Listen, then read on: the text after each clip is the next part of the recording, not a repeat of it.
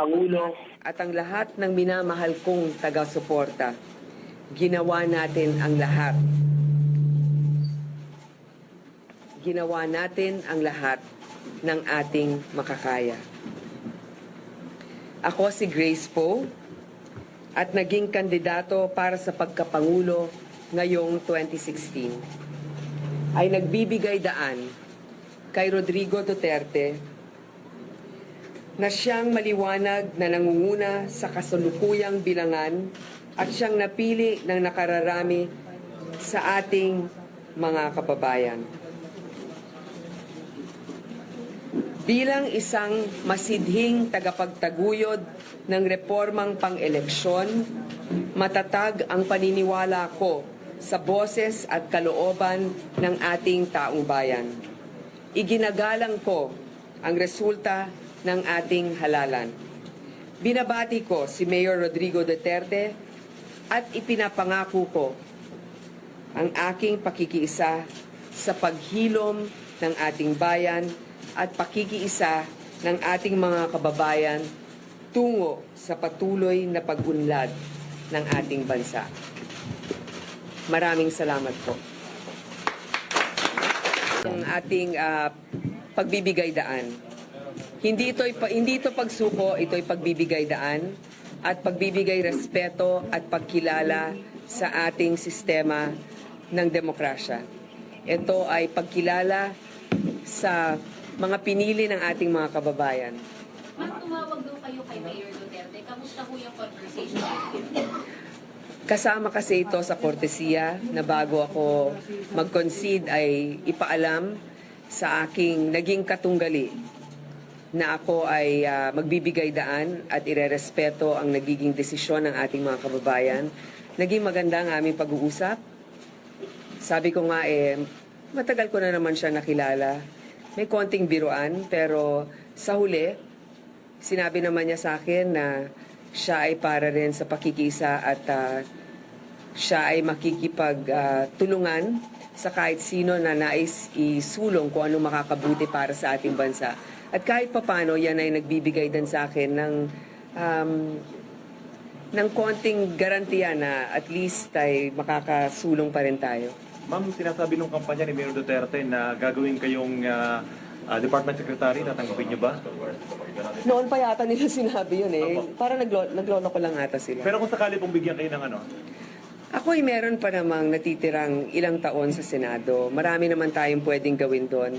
Basta kung anong makakatulong sa ating bayan, ako'y palaging bukas na makikipagtulungan sa sino man, lalong-lalo na kung ito ay maayos at patas na hinalal ng ating mga kababayan. Kung gaano po katagal yung pag-uusap nyo? 5 minuto siguro. Hindi ko naman binila. Ma'am, what role do you see as a legislator, ma'am, under a Duterte president? Importante bilang isang mambabatas as a legislator, we should really continue our advocacies that will truly be felt by our countrymen. Siyempre yung pagtulong, lalo na sa mahihirap. Pero dapat, at ako'y paglalaban ko, na ang sistema ng demokrasya ay manatili. At ang lehislatura or ang Senado ay isang independent body na kailangan natin palakasin pa rin. At kami ay magsisilbi rin na tagabantay sa gobyerno para maayos rin ang trabaho ng lahat ng mga departamento dahil oversight ang trabaho ng Senado. May statement siya noon, ma'am, na in response to Senator Trillanes na maaaring ipasara niya ang Congress in case there will be attempts to impeach him. You have raised that as a concern during the campaign. How would you be carrying that out as you continue your tenure sa Senate? Kailangan namin gawin ang aming trabaho at hindi ko naman nakikita ang dahilan kung bakit niya kailangan gawin yon. At para sa akin, meron siyang bagong mandato ngayon. Pagbigyan natin, sa tingin ko, kasama ito sa ating pakikipag-isa na wala pa ngang ganon. Pero syempre, ipaglalaban natin na manatili ang ating sistema ng demokrasya, na magkaroon ng boses ang ating mga kababayan sa pamamagitan ng Senado. Ma'am, naging masalimuot po itong kampanya para sa inyo. Was it all worth it to the end? Opo, itong karanasan na ito ay hindi ko ipagpapalit. Naging mahirap man, sabi ko, may dahilan kung bakit nangyari ito sa buhay ko at may dahilan kung bakit ito nangyari sa ating lahat. Nakikita natin na dismanyado ang ating mga kababayan na meron silang mga pagbabago na nais. Basta para sa akin, hindi tayo sumuko. At kung meron mang kabutihan itong nadulot, siguro sa personal kong pananaw, maraming mga bata rin na katulad ko ang nagkaroon ng kasiguruhan sa ating bansa dahil sa mga kasong ipinatong laban sa akin. Ngayon, ang mga batang nadampot, ang mga batang hindi kilala ang mga magulang, ay pwede pa rin mangarap na tumakbo para ialay ang sarili bilang isang pangulo o anumang posisyon sa ating bansa. Ma'am, naging maganda po yung laban nyo. This coming 2022, pag pwede po kayo ulit na tumakbo, ano pong, may plano pa rin po ba? Yes, 2022. Sabi mo nga, mahirap nga yung pinagdaanan eh. So, para ngayon sa tingin ko, hindi na yata. Basta para sa akin, patuloy ang ating trabaho sa Senado at kung anong mga naiwan nating mga panukala na nais natin ipasa na makakatulong sa ating bansa ay gagawin natin. Meron nga isa doon dahil seryoso si Mayor Duterte sa pakikipaglaban sa droga. Bilang chairman ng Public Order at Dangerous Drugs, meron kaming isang batas kung saan papayagan ang pag-wiretap ng mga hinihinalaang mga drug pushers at drug lords. Sana makapasa na yon dahil malaking tulong yon. Sa ngayon, hindi pinapayagan ng wiretapping unless ito ay isang terrorist activity. Sana ngayon ay may pasa na natin. Senator, kung alokin po kayong maging sekretary ng DepEd, papayag po ba kayo? Teka muna, wala pang ang pag-aalo. Kayo ko muna magsalita ng ganyan. Meron nga akong 3 taon pa na natitira eh. Kung ano yung masasabi niyo sa nakalipas na election, yung May 9? Ano, ay yung nakalipas na eleksyon o yung... Yung araw na yung May 9. Okay naman, hindi pa comment. natin nakukuha lahat ng datos. Pero para sa akin, yung mga nakukuha natin ngayon, bigyan natin ng chance sa mukha naman na maraming ako, yung aking personal na karanasan, naging mabilis at maayos naman. Pero syempre, hindi pa tapos. Meron pa sa Mindanao na hindi pa nasusumite. Kailangan natin bantayan. So sa ating mga kababayan, yung mga natitirang boto pa doon, na maaari siguro magkaroon ng diferensya doon sa mga dikitang laban, yun ang pwede natin talagang tignan mabuti. Ma'am, how did your family take this? Siyempre kasama mo sila, si Brian ng kampanya active for you. Okay naman ang aking pamilya. Nandito yung aking anak at ang aking asawa. At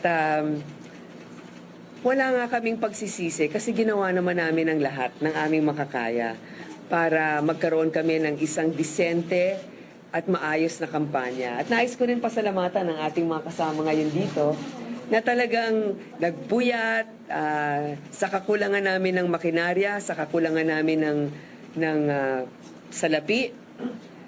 Kami pa rin ay nagpatuloy at para sa akin, isang karanasan talaga na makaikot, makalibot sa ating buong bansa at makadaumpalad ng ating mga kababayan. Mamisahe mo sa mga bumatiko sa iyo at sa mga sumuporta sa iyo.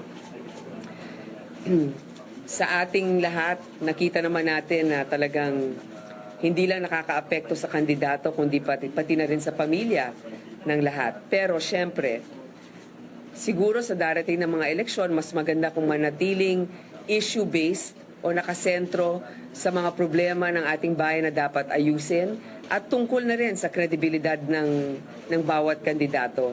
Basta lamang ang mahirap lang yung mga black ops, mga inventong kwento, yun ang mahirap. Pero kung meron namang basihan sa tunay na buhay ng isang kandidato na dapat sagutin, siguro naman yun ay isang obligasyon rin ng mga kandidato. Nausap niyo na po yung Duterte, may nakausap na yung presidential candidate. Wala na. Siya naman yung nangunguna na maaring madeklara na. So sa kanya lang naman ako nakikipag-usap. Nakausap niyo si Senator Cheese Escudero. Nakausap ko na rin si Senator Cheese. Siyempre, pinaalam ko sa kanya. Si Secretary Ace, nakausap ko na rin. Yung mga tumulong sa atin na naririto ngayon, nasabihan ko na rin. Ma'am, looking back po sa campaign ninyo, meron po ba kayo wish na dapat mas ginawa niyo? Hindi niyo ginawa? Meron naman mga mangilan-ngilan. Siguro hindi ko na dapat, ano kaya? Marami. Siguro yung pagdating dun sa kaso na hinarap natin. bagamat ang mga tanong ninyo ay tungkol sa aking kaso sa Korte Suprema, dapat siguro ay hindi ko na rin masyadong sinagot yan at binigay ko lang ang aking mga plataforma. Kasi naging sentro yon ng pag-uusap at hindi yung mismong nais kong plano sa bayan. Parang nang press conference ano yung mga nagtatanong ng medyo malayo kaya Sure. Ano daw? Mas mahirap yun eh. From the start, madam. I'm addressing our countrymen, so I really would rather speak in our language. But okay, if you have a particular question, I don't mind answering it in English. Sinabi niyo din na nag-usap sila sa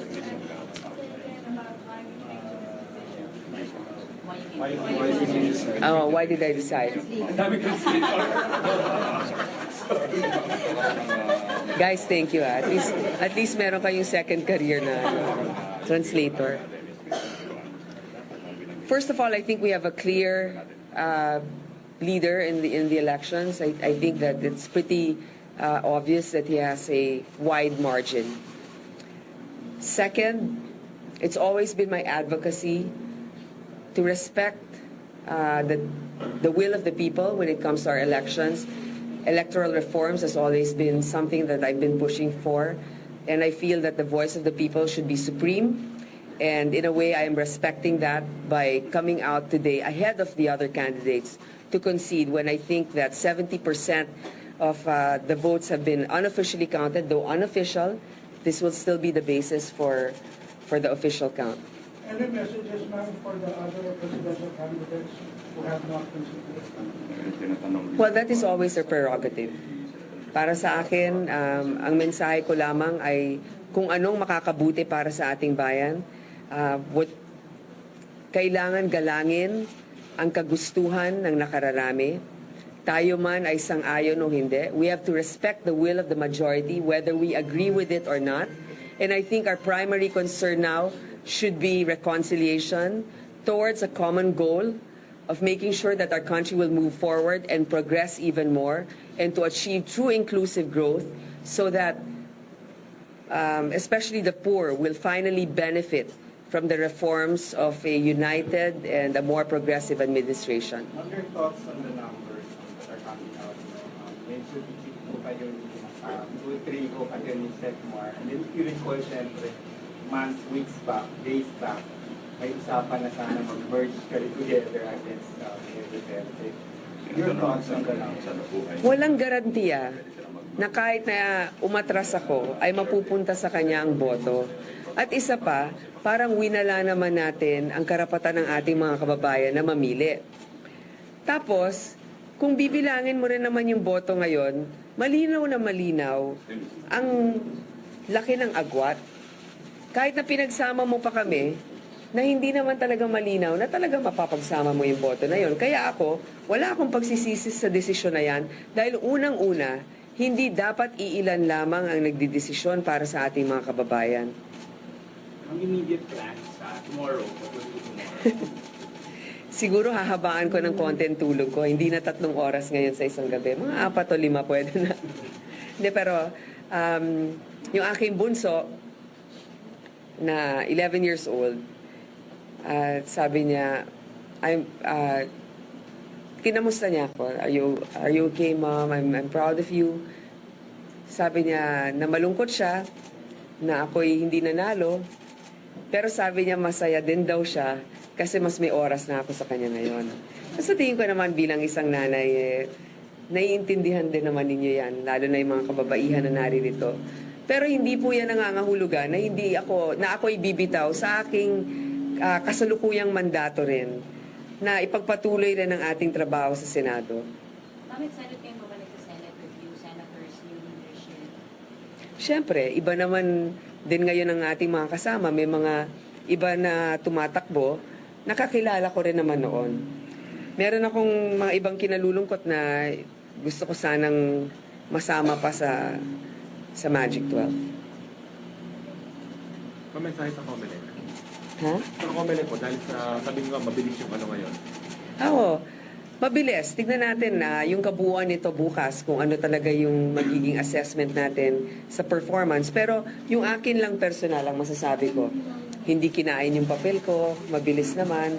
Tapos within 15 minutes, dun sa public school na presintong pinagbotohan ko, naging maayos. Pero hindi pa nga natin alam, huwag tayong magiging kampante dahil hindi pa tapos sa Mindanao ngayon at sa ibang parte din ng Pilipinas.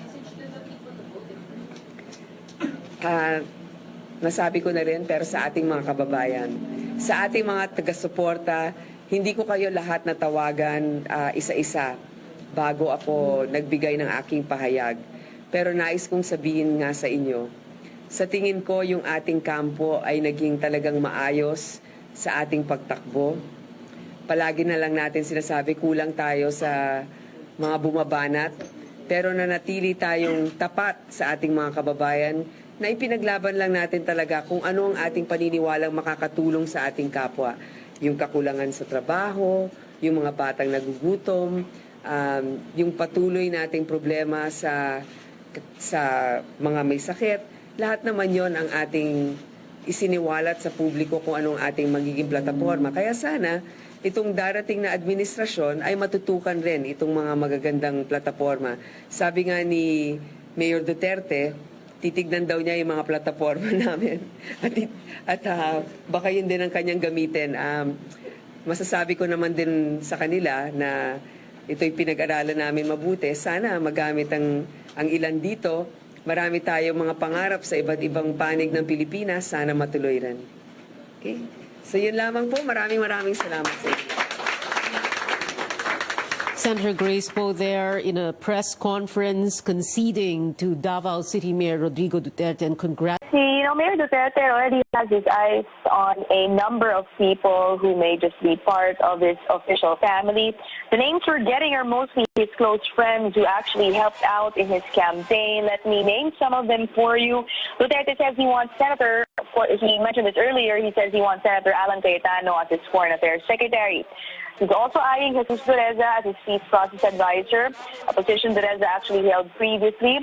The mayor is also looking at former Agriculture Secretary and businessman Carlos Dominguez and former Chief of the Clark Development Corporation Arturo Togade as members of his economic team. Dominguez and Togade were actually both with the mayor earlier at the compound of Pastor Apollo Quindeloy here in Davao. And there are also reports that the mayor wants lawyer Sal Panelo as his spokesman based in Metro Manila and his current spokesman, Peter Lavinia, as his spokesman in Davao. And just a few, these are just a few of the cabinet positions open. And I do also remember the mayor saying before that he also intends to appoint some retired generals in key positions like at the Bureau of Customs and the Bureau of Internal Revenue. Becky? Thank you, Ina. Ina and DeLong for joining us. So what are your general impressions? Quite a race, very tight for the vice presidential race. Have you heard anything from Leni Robredo or Mar Rojas? Well, of course, we're still very, very excited about the vice presidential race. We think that given the trajectory of the votes as they come in, Congresswoman Leni Robredo will be our next vice president. So we're keeping a very, very close eye on that race. We anticipate that she will overtake Senator Bongbong Marcos soon, and that when the count finishes, she will be elected as vice president. As for Secretary Mar, he's already announced earlier that he will be addressing his supporters, the media, and the public at 10 a.m. Later this morning. So we'll just wait for that particular speech from Secretary Rojas. Okay, what are your thoughts on Grace Poe conceding? She conceded, of course, that was around 11:30 last night. Well, that was her decision. Looking at the current count at that point, to actually make a concession speech to Mayor Duterte. Personally, I commend her for it. Even though Mayor Duterte is leading at the moment, even if he comes out to win this election, he will do so with a plurality. And going over the last few months of the campaign, this has been one of the most divisive elections in our country's history. And obviously, one of the first tasks of the next president will be to actually forge a unity moving forward. And I think that Senator Po's action of generously conceding to Mayor Duterte, talking about the need for unity moving forward, is a step in the right direction, and hopefully will be a positive development for whoever will become president eventually.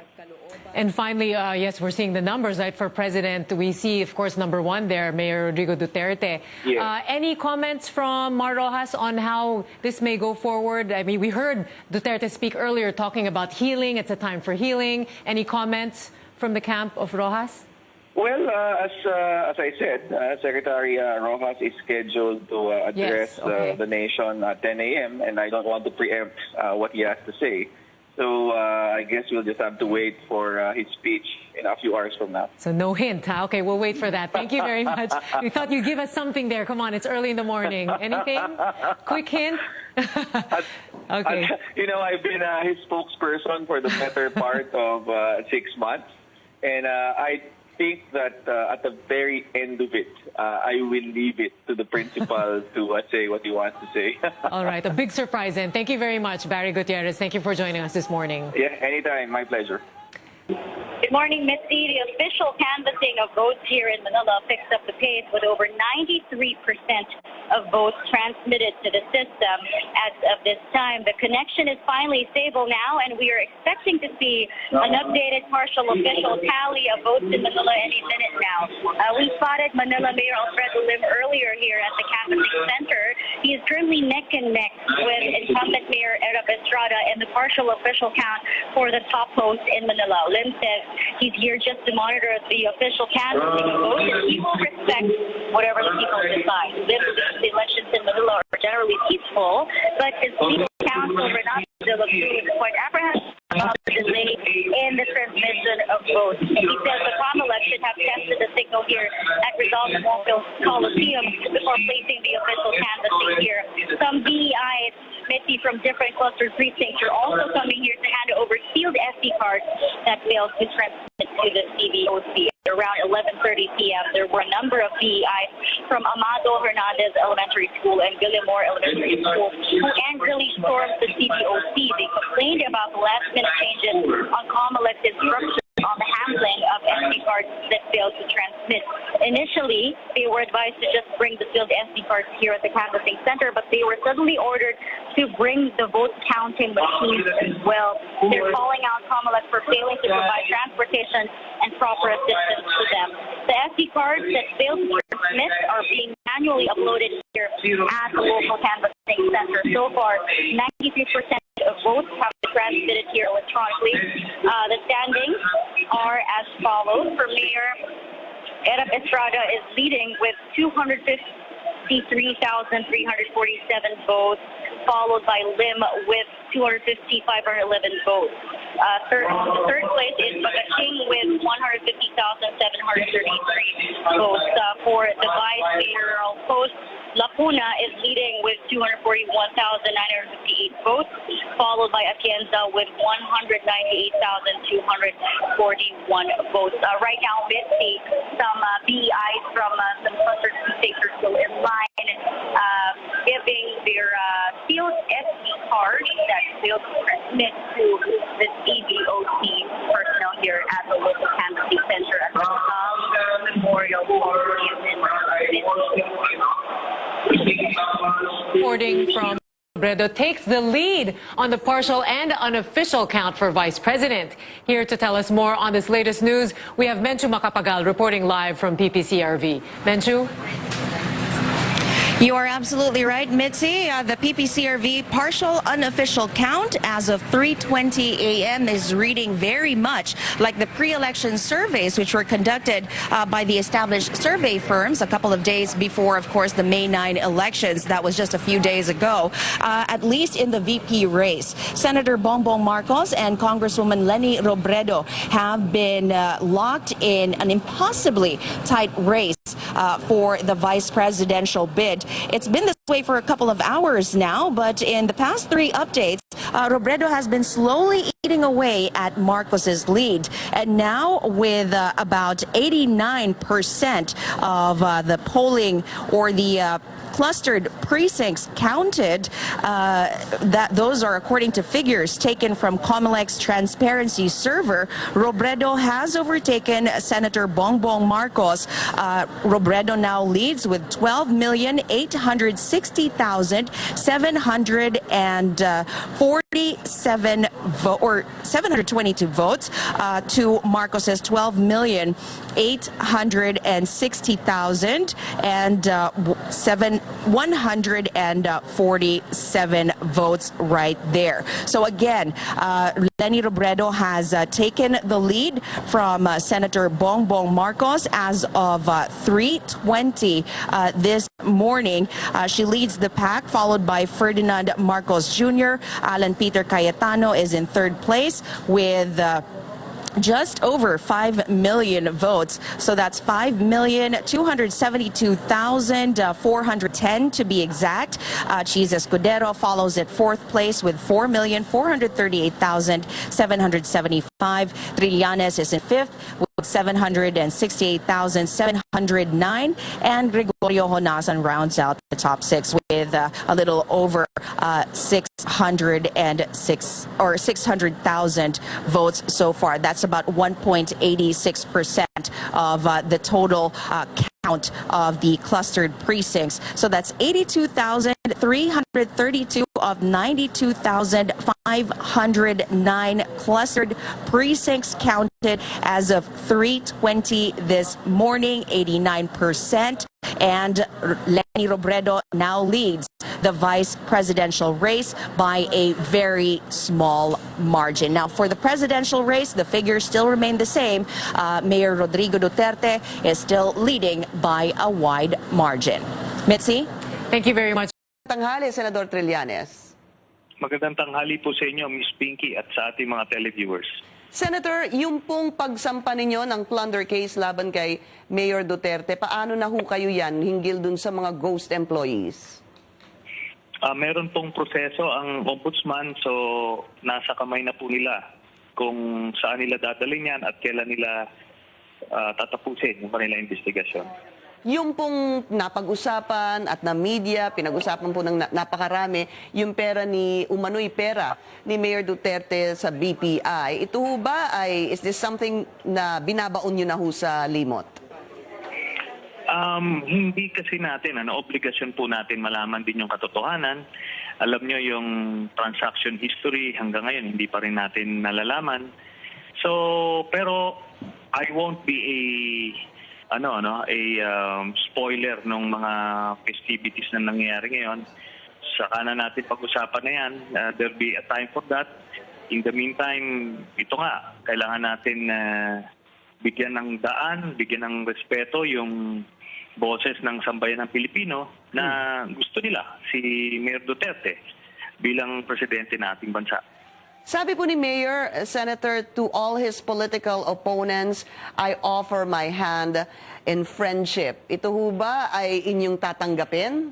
Sakaling sa inyo din po mapunta itong kanyang komento. Sa akin po naman, it was never personal to me.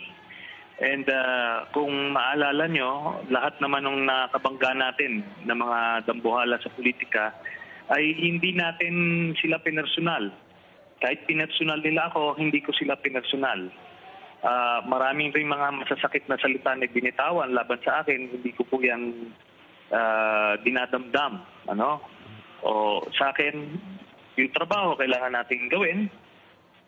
Sabi ko nga sa aking statement, hindi ako magiging hadlang sa mga inisyatibo niya. Kasi alam nyo, maraming naipangako ngayong kampanya at bibigyan natin siya ng lugar para matupad niya yung mga pangako niya sa ating bayan para mabigyan ng space at walang maging dahilan mula sa akin o kung sino man na naghihad lang kami sa kanya mga gustong gawin. Pero would you support his presidency? Alam nyo, ganito yan, we have a democracy. Binigyan siya ng mandato ng ating mga kababayan. Hindi ko pwedeng babaliwalain yon. So, ando dyan, kung magandahan nga rin niya para sa bayan, kailangan tulungan natin at suportahan. Pero kung merong mga gagawin na ito ay kikitil sa mga kalayaan ng ating mga kababayan, syempre kailangan ko rin proteksyonan yung interest ng mga kababayan natin. So, depende yan sa kanyang mga inisyatibo.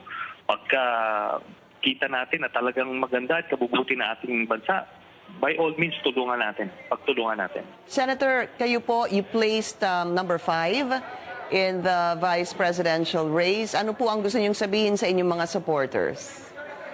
Well, nagpapasalamat tayo dun sa mga talaga nagsumikap on the ground, yung aking pamilya, aking mga staff, at yung campaign team, at yung aking grupo, yung magdalo. So they've been there with us through thick and thin, at hindi ko po makakalimutan ito. At dadaling ko po itong experience na to, both positive and negative, dun sa next chapter na aking buhay. Maraming salamat, Senator Trillanes. The senator still has 3 years sa Senado. So makikita pa po natin si Senator Antonio Trillanes. Again, maraming salamat po sa inyo, Senador. Hi Pinky, alam mo dahil nga presumptive president na ang turing dito kay Mayor Duterte, abala na ngayon ng kanyang kampo sa pagpapalit ng administrasyon. At kanina nga itong si Peter Lavinia, ang kanyang spokesman, ibinahagi ang mga ginagawa nilang hakbang para dito. Sabi niya meron silang 4 na mahalagang grupong bubuin para sa transition na ito. Una ay ang overall transition team na siyang makikipag-ugnayan sa kasalukuyang administrasyon. At Pinky, trabaho rin daw ng grupong ito na makipag-ugnayan sa ilang mga bansa na nagkaroon ng konting problema kay Mayor dahil sa ilang mga nabitawan niyang salita nitong kampanya. Kabilang na nga dito ang US, Australia at ang Singapore. Ang pangalawang grupo naman, ang selection committee na siyang tutulong kay Mayor sa pagpili ng kanyang gabinete. Pangatlo, ang policy group na tututok naman sa mga programa na kailangang ipatupad sa first 100 days ng susunod na Pangulo. Kasama rito ang mga programa ring ipanangako ni Mayor sa loob ng 3 hanggang 6 na buwan. At ang ika-4 na grupo, Pinky, ay ang inauguration committee. At Pinky, balikan ko lang yung sa selection committee. Wala pa mang formal na proseso na ginagawa para maghanap ng mga magiging kabilang sa gabinete ni Mayor. Meron siyang ilang mga nabanggit na pangalan kagabi. In fact, 2 pa nga sa kanila, sina Carlos Dominguez at Arturo Togade. Kasama niya kagabi sa compound ni Pastor Apollo Kibuloy. Ang 2 ito, sabi ni Mayor, balak raw niyang kunin sa kanyang economic team. Nauna na ring inalok ni Mayor si Senator Alan Cayetano na maging Foreign Affairs Secretary niya. Si Jesus Doreza daw, balak raw niyang ibalik bilang Peace Process Advisor. At ang kanyang mga magiging tagapagsalita, sina Attorney Sal Panelo sa Maynila at si Peter Lavinia para dito sa Davao. At kanina rin, Pinky, napag-usapan rin ng ilang mga mahalagang programa ni Mayor. Ilan nga raw dito ay kakailanganin ng or magkaroon ng national consensus. Kabilang dito ang 24/7 fight laban sa drugs and crime, ang kanyang proposal para sa isang parliamentary federal form of government at ang pagkakaroon ng peace agreements at political settlements sa lahat ng rebeldeng grupo sa bansa. Pinky? Ina, nagpakita na ba si Mayor sa inyo ngayong umaga? Hindi pa, Pinky, pero ang alam natin, kaninang madaling araw daw ay bumisita si Mayor sa puntod ng kanyang mga magulang at doon nga ay naging emosyonal si Mayor at naiyak pa nga habang siya ay nandoon. At Pinky, 3:00 na daw yun ng madaling araw, kaya malamang ay nagpapahinga pa sa mga oras na ito si Mayor. Pero sabi sa atin ng staff niya dito, pipilitin daw nila na idala or dalhin ulit si Mayor dito sa media center para makausap ulit kaming mga reporters na nandito. Pinky? Ina, sa tagal mong kino-cover si Mayor Rodrigo Duterte, ngayon mo lang ba nakita yan, yung ipinakita natin sa telebisyon na naging emosyonal siya? Alam mo, Pinky, I've seen his emotional side in the past. Pero yung nakita natin doon or yung nakita doon sa pag-iiyak niya, siguro yun yung, kumbaga, the most emotional that I've ever seen him. Kasi in the past, kapag nakakausap namin siya, Pinky, marami siyang mga storya. In fact, I'd say that he's an emotional person, lalo na, kunyari nga, pag-uusapan yung kanyang mga magulang o yung mga pinanggalingan niya. So, kung ako ang tatanungin dahil nga binubuntutan ko si Mayor, medyo hindi na ako nagulat dahil alam ko na meron siyang ganyang side. Sa kabila pala nung kanyang pagiging tough-talking siga, ay ako, ngayon ko lang nakita kasi yung kanyang emotional side. Kaya natanong kita, ito pala hindi na rin bago sa'yo. Pero baka sa marami, no, kauna-unahan nilang nakitang emosyonal si Mayor Rodrigo Duterte. So, Ina, maraming salamat sa'yo. Ina Andolong, nag-uulat mula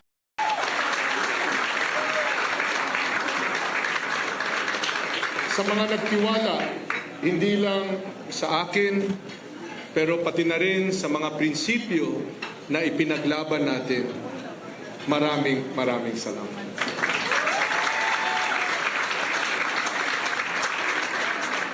Sa mga kababayan natin na habang kinakamayan ako, tiningnan ako sa mata at sinabihan ako ng God bless you, o ipaglaban mo kami, o huwag mo kaming pababayaan.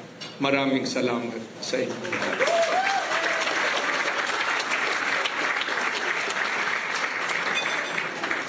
Salamat kay Pangulong Noynoy Aquino at sa kanyang pamilya. Sa ating partido, Partido Liberal, at sa kanyang mga kaalyadong partido.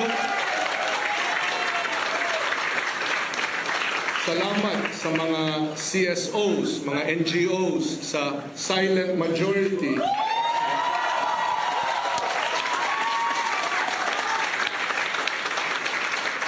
Sa mga ordinaryong mamamayan, sa lahat sa inyo ng mga volunteers, sa aking pamilya, dito ang aking misis, si Corina, sa ating mga kaibigan, sa lahat po na tumayo, to all of you who took up the cudgels, who shared in our aspirations, na nakasama kong tumayo, maraming salamat sa inyong lahat.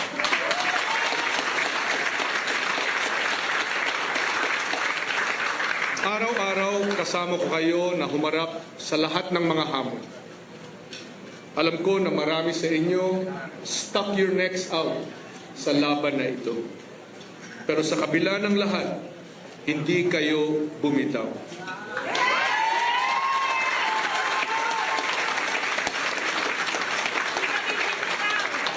Nanindigan kayo, sinamahan ninyo ako hanggang sa dulo.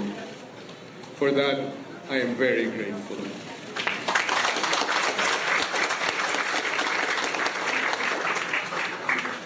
Ngayon, hindi pa tapos ang laban ni Lenny.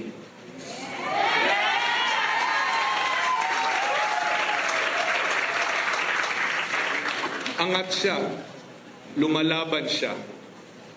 Patuloy tayong magbantay, manalig at sumuporta. Siguraduhin natin na mabibilang ng tama ang kanyang boto.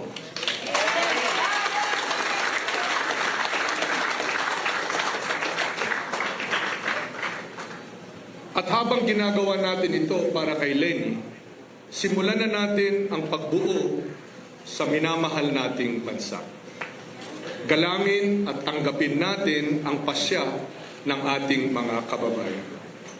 Ayon sa unofficial count ng COMELEC, malinaw na si Mayor Rodrigo Duterte ang magiging susunod na Pangulo ng Republika ng Pilipinas. Digong, I wish you success.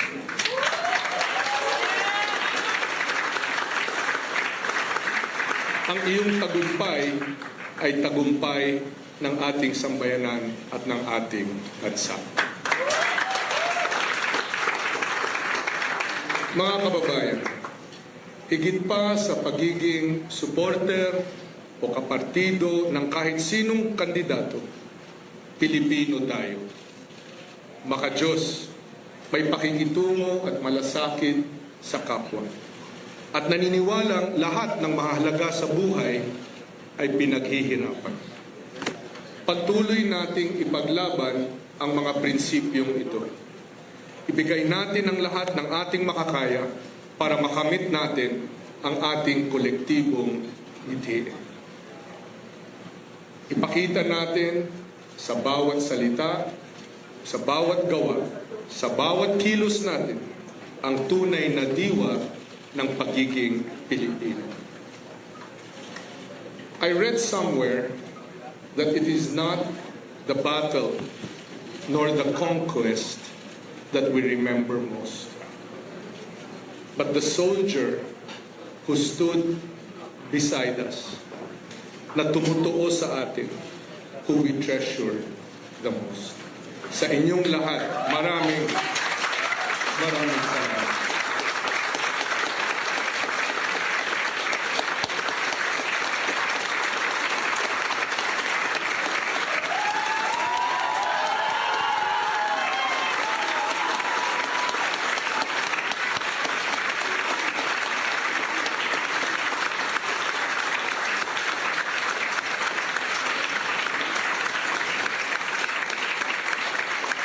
Hindi ko po kayo makakalimutan.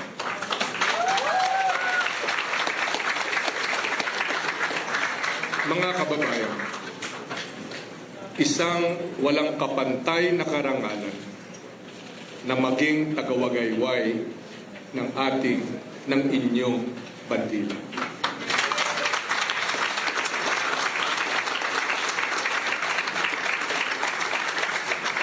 To have carried our flag, to have fought the good fight, to have kept the faith, to have finished the race. Maraming salamat sa inyong lahat. Mabuhay ang Pilipinas!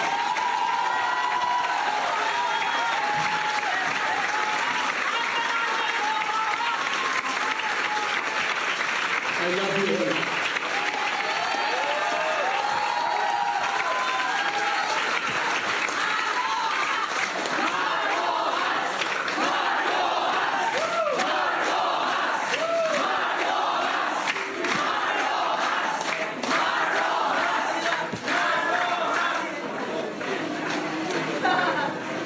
There are many tears in the room. Let me tell you, this is not a time for tears. For our country, we have had a peaceful, successful transfer of power. It's not about me. It's not about anyone. It's about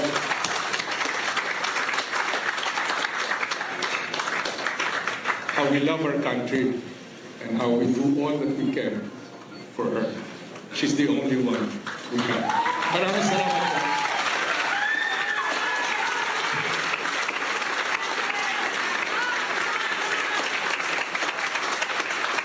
Thank you, thank you, thank you.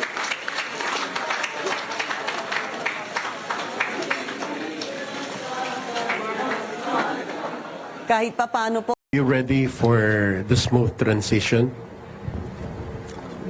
Yes, as I said, we are ready to cooperate and to work with the incoming administration and all that we have done in the last 6 years to strengthen our government structure, to empower, to capacitate our government employees have all been geared towards bequeathing or transferring to the next administration a government workforce and a government that is more capable, that is more responsive, and that will be more effective in delivering.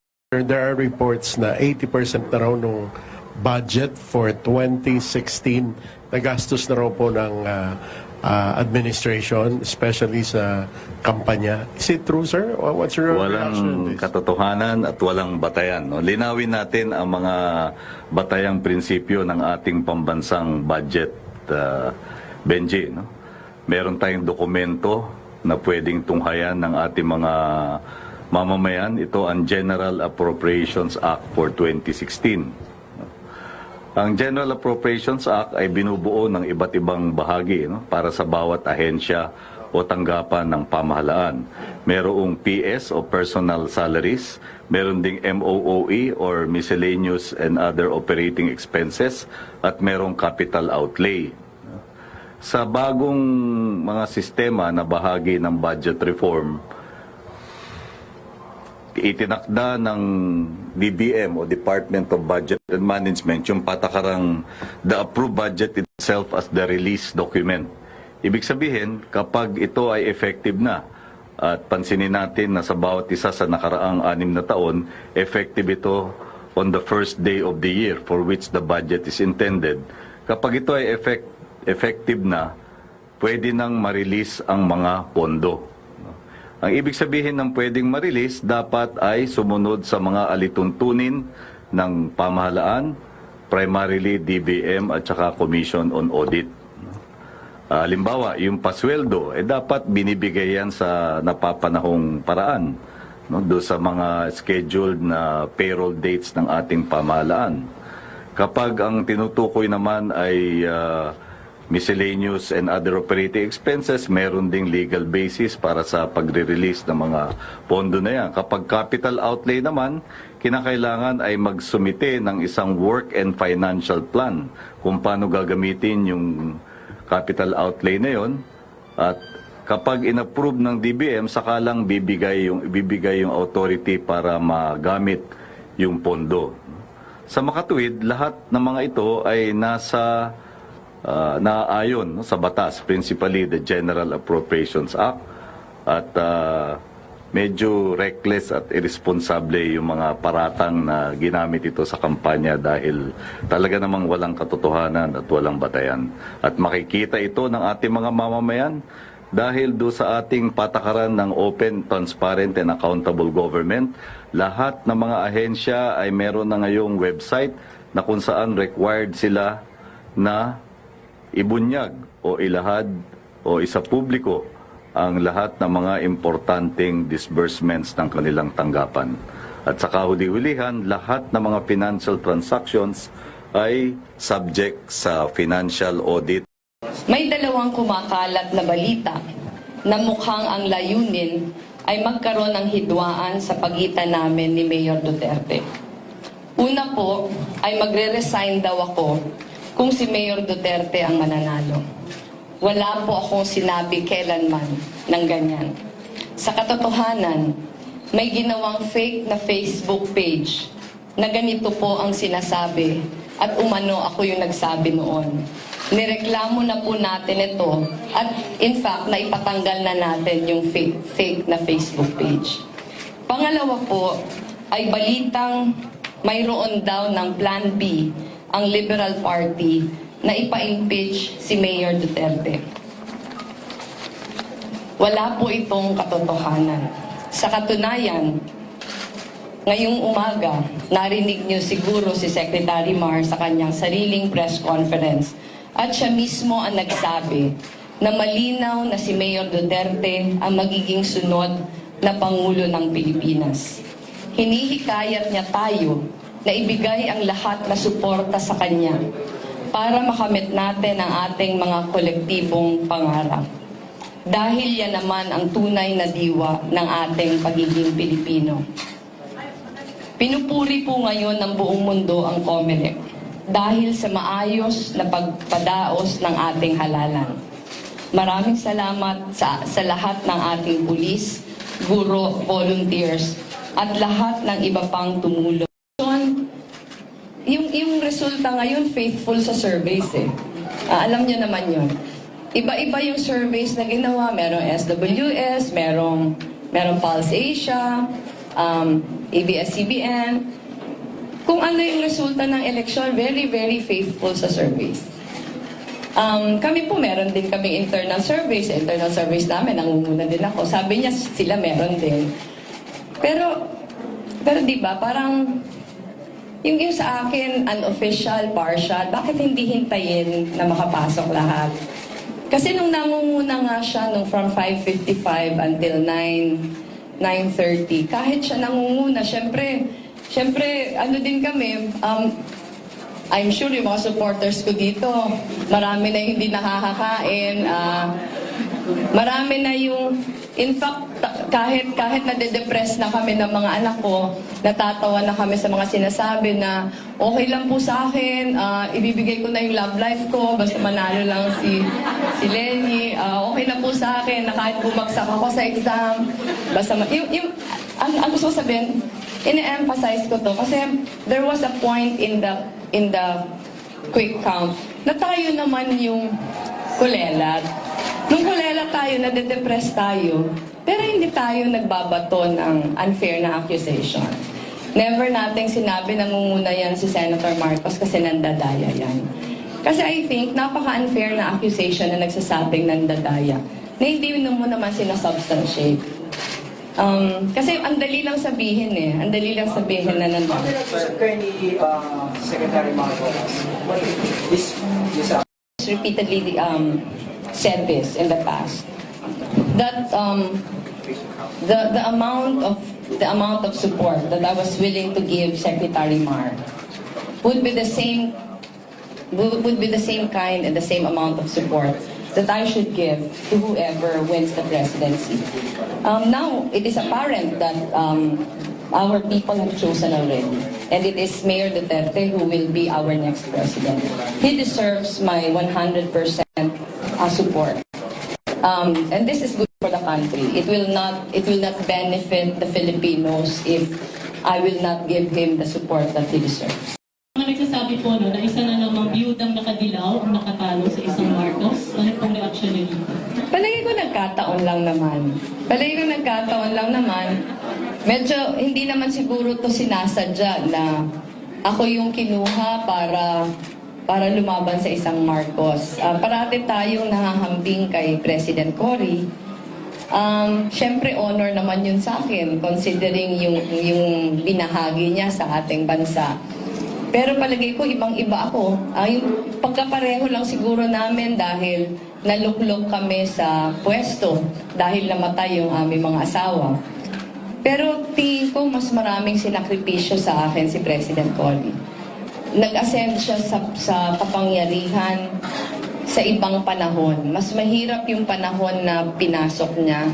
Nung pumasok siya sa laban, nung nakipaglaban siya kay President Marcos, marami pa tayo mga karapatan natin ngayon na hindi natin tinatamasa noon. Mas mahirap yung naging laban niya. Palagay ko parang napaka-unworthy naman para sabihin ko pareho yung pinagdaanan namin.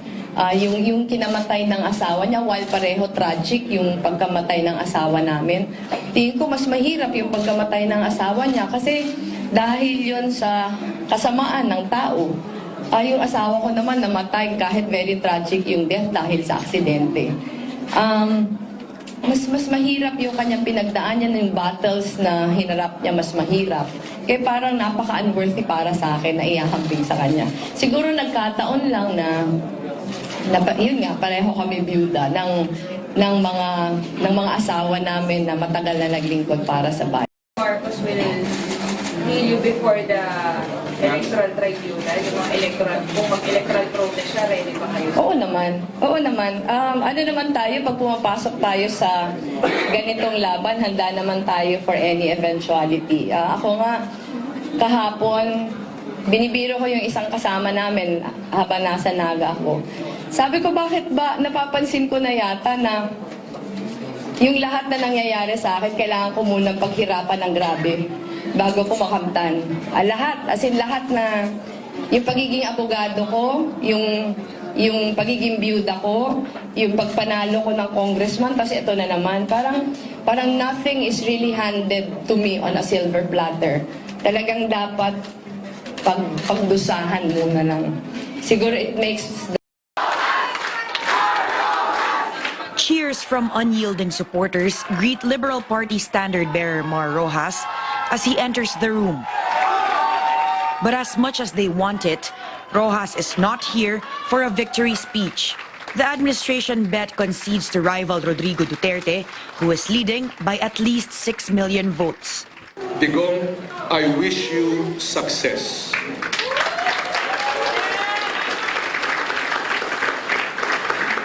Ang iyong tagumpay ay tagumpay ng ating sambayanan at ng ating bansa. The Liberal Party standard-bearer is emotional. He's holding back tears. But he says this is not a time for tears, as the elections are successful. Instead, Rojas calls for unity for the sake of the country. He also calls on everyone to continue supporting his running mate, Leni Robredo, and to ensure that all votes for her are counted. It's not about me. It's not about anyone. It's about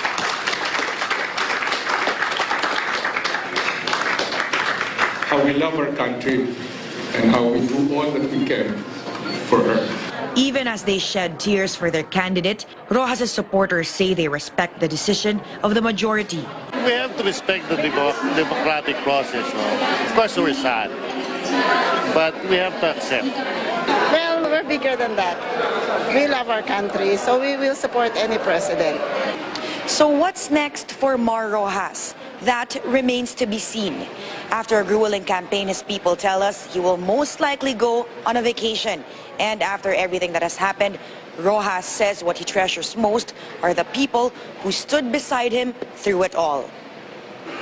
Appears to be a soft side to Rodrigo Duterte, who is poised to be the next president. In a video uploaded by Editha Caduaya, staff of Duterte, the mayor is seen crying at his parents' graves, or his parents' tombs. Caduaya says the video was taken at 3 this morning, hours after the partial and unofficial count shows he's leading by millions over his rivals. His late father, Vicente Duterte, was once Davao governor.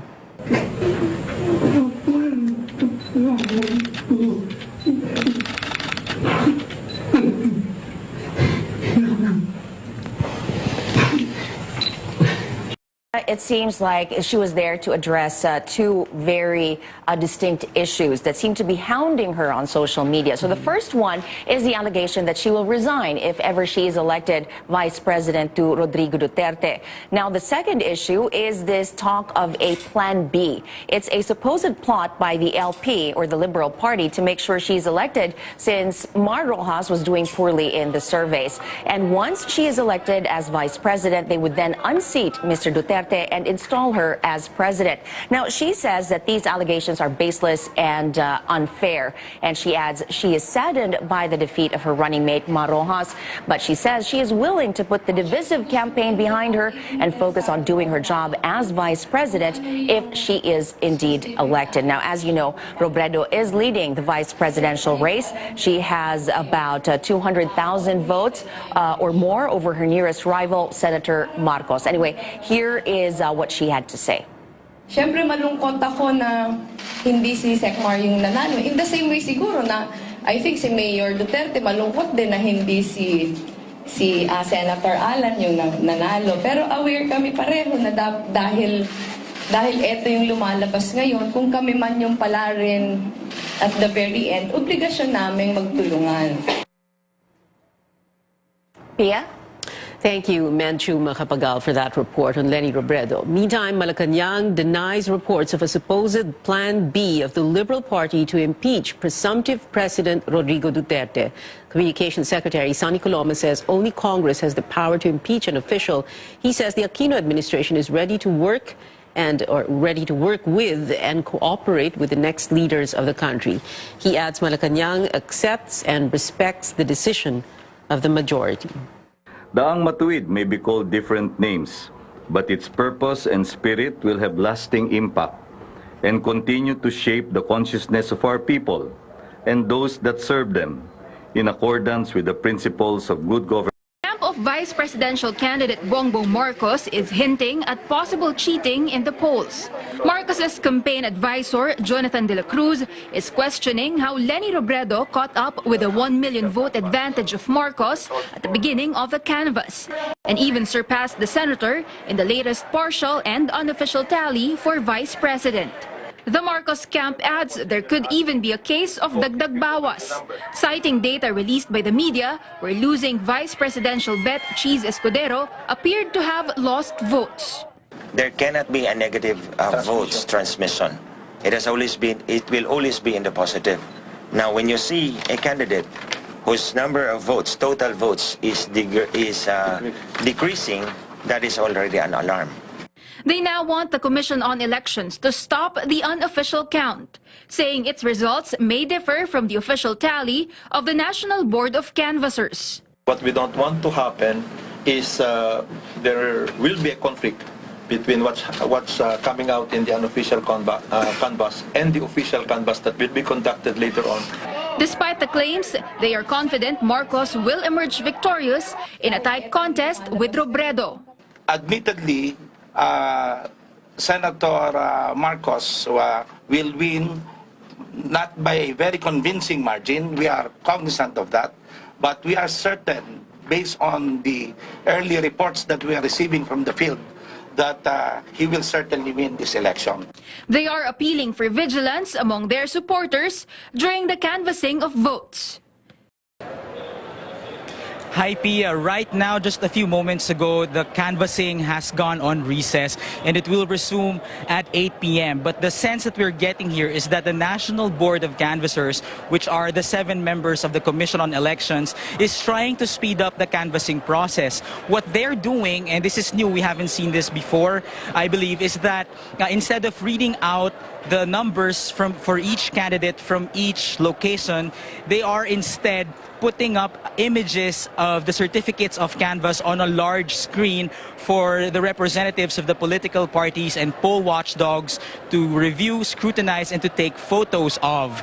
So, of course, they're looking out for inconsistencies in the numbers, any anomaly in the tallies.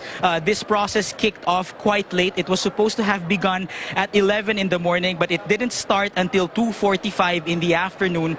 That was when COMELEC Chairman Andy Bautista officially unlocked the canvassing and consolidation system here at the NBOC Command Center at PICC.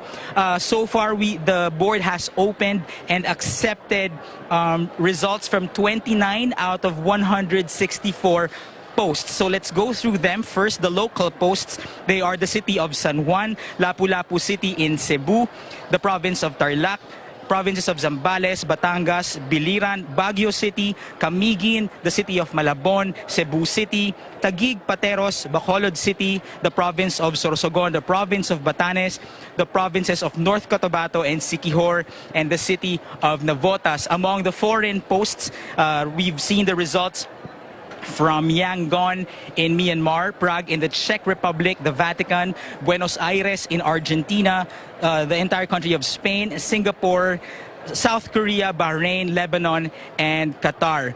So, Pia, these are, of course, still ongoing. So we will be receiving more, we'll be opening and seeing more results as the night progresses.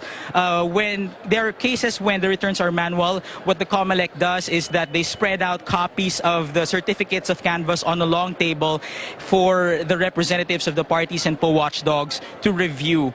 So far, Pia, there have been no objections to any of the results. So why is this important? Pia, this is going to be the official count, which will serve as the basis for determining and declaring the winners for the senatorial and party list races. How long is this process going to take? We posed that question to Bautista earlier today, and the only answer he can give is soon. But what we do know is that the PICC Forum, this facility, is booked by the COMELEC until Sunday, February 15. So the expectation is that we will know the results we will know the winners for the senators and party list groups by the end of the week. Just to remind our audience, the official results for the president and vice president are going to be canvassed by a joint session of Congress at the Batasang Pabansa in Quezon City. Pia. Yeah, JC, you mean May 15, right? I just want to check. You said Feb 15. You must be very tired. Oh, well, Pia, we're holding up quite fine here. The yes. Thank you very much. JC Gotinga reporting live from elections is one, if not the most divisive elections we've gone through as a nation in recent years. Let's have a breakdown of the most significant developments on this historic day for Filipinos. Joining us here in the studio is political analyst Jan Robert Go. He was also with us yesterday during our election day coverage. Hi, Jan. Welcome back. Hello. To CNN Philippines. Okay, you seem to have been able to rest already and you're re-energized. Well, I had my classes today already. Ah, okay. What subject? Social science to its political thought classes. Okay, so I'm sure napag-usapan ng elections. Yeah, briefly before I proceeded with my lessons. Okay. Well, anyway, Jan, let's talk about the concession of Grace Poe and then Mar Rojas. What are your thoughts on that? Well, I think these are good moves from our presidential candidates that they have conceded.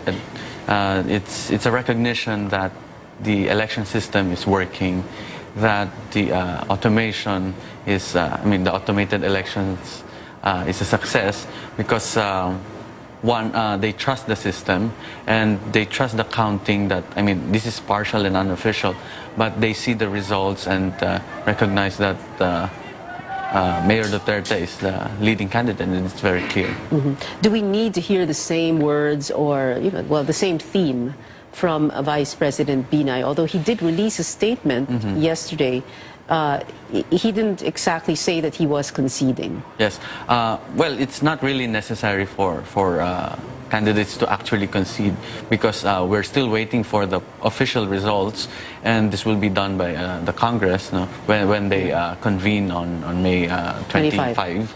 Okay, so I don't know if the Vice President is still hoping for a change in the results or he is not really interested in giving a statement of concession. But based on his statement, he already has, it gives us a hint that he has already accepted that the results It sounds like it. It sounds like it, but he does not directly say that it's a concession. Okay.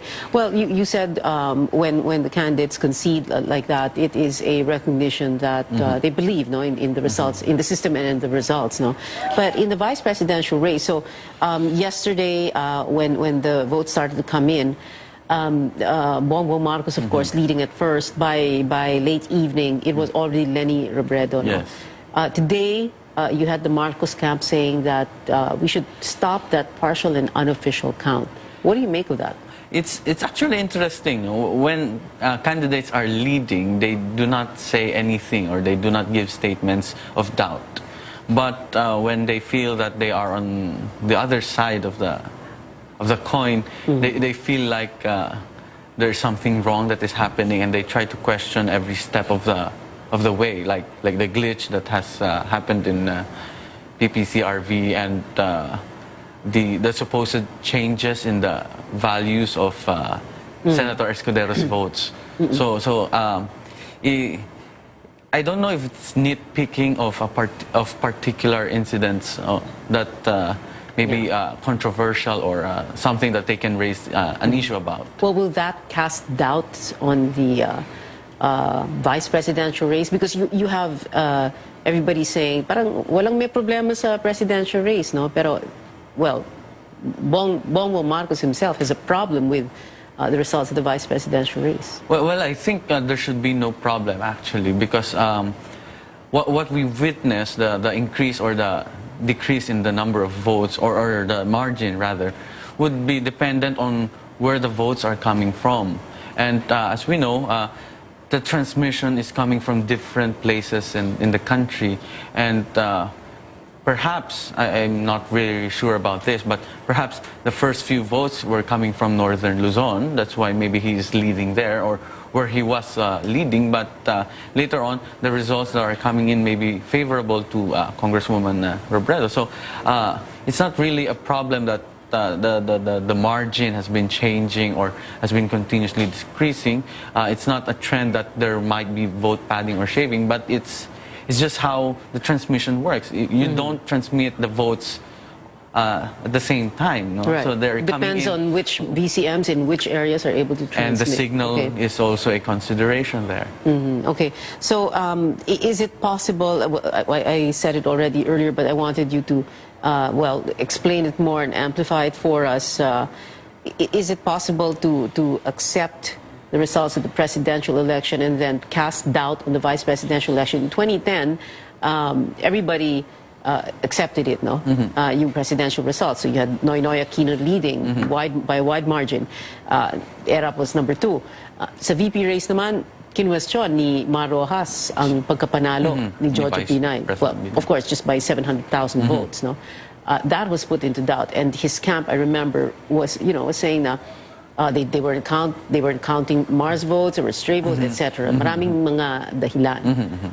Posible ba yun? Can you separate the two if we have one automated election system? Actually, that's curious why a particular camp is raising questions like this, and I don't recall that the camp of Secretary Mar actually pushed through with the case. I mean, they initially filed the case, they filed but an later electoral on protest. they did not pursue with the election protest. If you have one system and you trust the presidential results, it's curious why you would not be trusting the vice presidential results, because when you put in the ballot, it reads the same ballot, the same machine reads the ballot, and actually you have receipts. Right. And we have not heard any complaints That's right. about the manifest in the receipts. So it's curious that they are raising doubts at this point in time because one candidate has gone over the other. Okay, final words, Jan?